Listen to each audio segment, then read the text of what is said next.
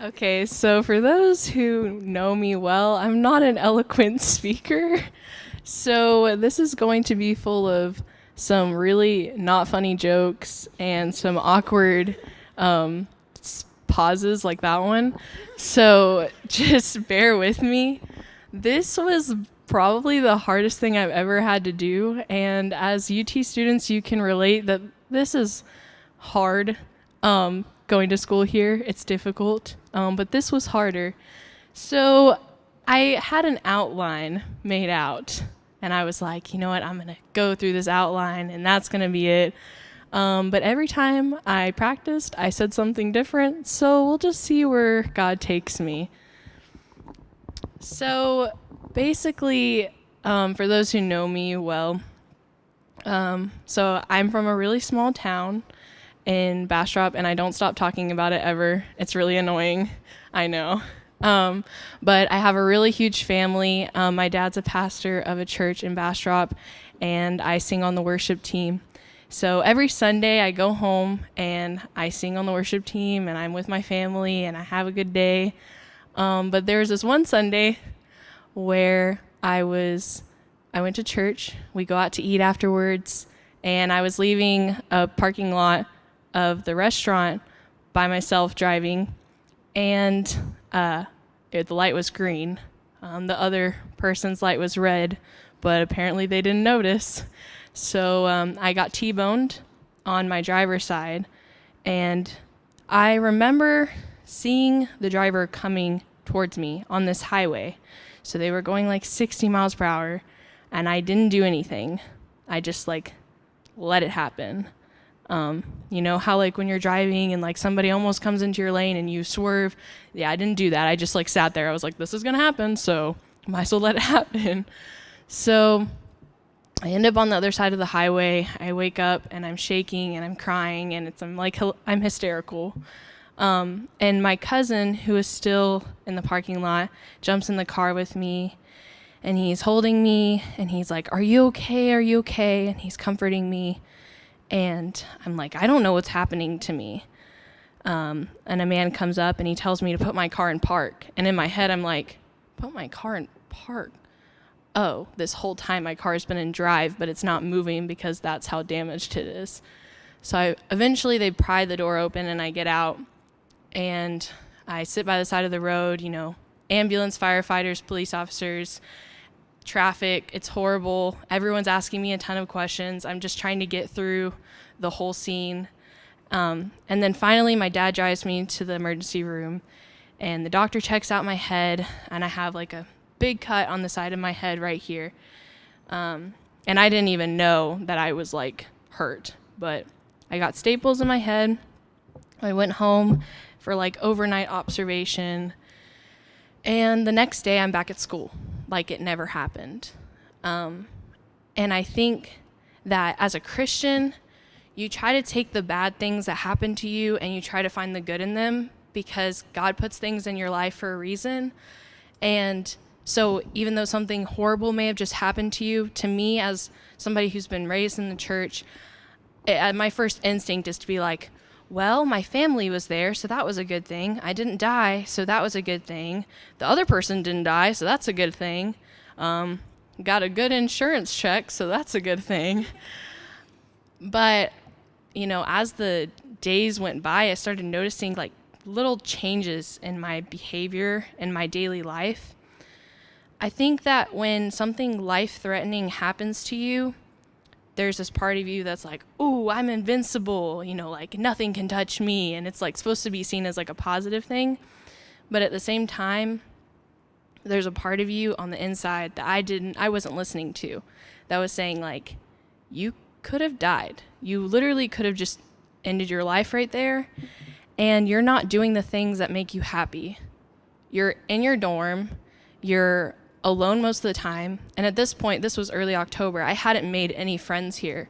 I was a part of LFC, but I hadn't really made those strong connections yet. And I'm so close with my family and my town back home that I felt like that's where I wanted to be. I didn't want to be here doing chemistry homework till 2 a.m, So life just really became, empty for me.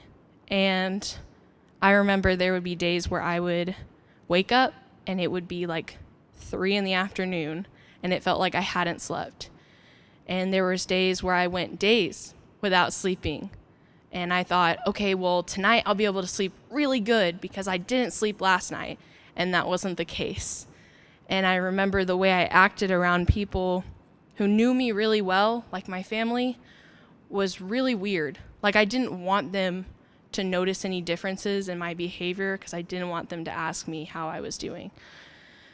So when I first started to notice that I had symptoms of depression, I had never experienced like depression before. I had experienced like sadness over things, like somebody dying or like a breakup. But I had never experienced like this sadness for no inherent reason. It's like you just kind of feel like your life isn't right and there's nothing you can do about it. And anxiety was really bad, especially when I was going to sleep. And I wouldn't allow myself to close my eyes at night unless I knew that when I closed my eyes, I would like fall asleep immediately. Like I had to be at the point of exhaustion to allow myself to sleep because I didn't want to close my eyes and have like all these thoughts in my head that would only keep me up longer. So I was dealing with all of this and it was getting really bad. And I didn't feel like I had anybody to turn to. I thought I could fix everything on my own, and I couldn't. I didn't allow God to take, over my life and give him control over the things that I couldn't control in my life. So your girl goes home for winter break. And she's all excited because it's winter break. And you know what? Next semester is going to be so much better. Fresh start. I don't have to worry about any of the things that have been bothering me. And I get an email in my phone. And I look and it says, "You are subject to academic dismissal." So, not knowing what the heck that meant, I was really scared. And I was like, wow, I don't know what to do. I start registering for classes at ACC, and I'm expecting not to go back to UT. I'm expecting not to get a second chance. And I don't know what to do. I don't tell my parents, by the way. I know about this for like 2 weeks, and I don't tell my parents because I'm trying to fix it on my own. And then one morning, I'm like, I can't deal with this anymore. So I go out to dinner or go to breakfast with my mom, and I tell her, I really need to talk to somebody. Not you or dad. By the way, I tell my parents everything. It's kind of gross. But I'm like, I need to talk to somebody who doesn't know me. Somebody who can give me advice and I don't feel like they're almost have like a biased opinion because they know me. So I look up on the internet for therapists in Bastrop. And I find one that's a Christian counselor and a licensed therapist. And I'm like, this is my girl. So I go and I see her a few days later, and the first session is dramatic. And I let out everything that I had been holding in because I don't know this person, so it doesn't matter. And I had all of this stuff pent up since the beginning of October to the beginning of January. And I tell her everything, all the things that are bothering me. She's like, okay, you need to come in for a second session. We're out of time now. I'm like, okay. I come in for a second session.